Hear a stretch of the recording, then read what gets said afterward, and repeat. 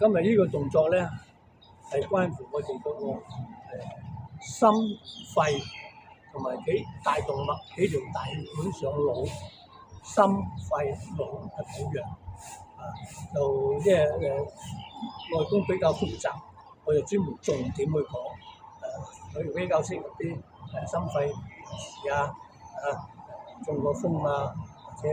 小中風嗰啲有人做嘅，好簡單嘅啫。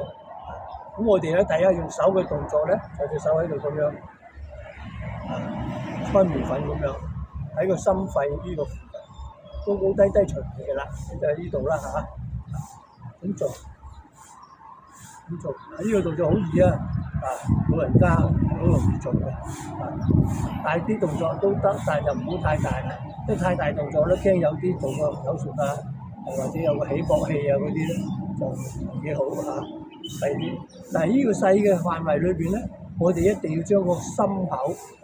同個背脊要一前一後，跟住呢隻手嘅動作。呢度後前我拉嚟就前啦，後前後同佢同步前後又可以跟住佢吸呼吸滿停空啦，呼反背啦，吸反背，吸停空反背，吸停空反背，咁喺度做吸咁手同身要一齊咯喎，但係我仲要再做多一樣嘢，效果更加好嘅咧，就係我個下巴咧跟住手同身嘅動作打個少少直圈喺前面扣落嚟，打上去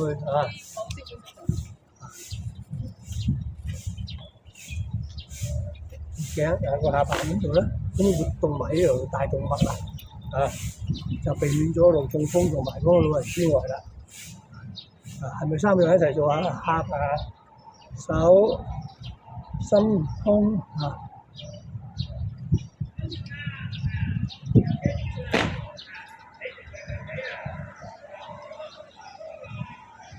每朝咧做佢10零20分鐘咧，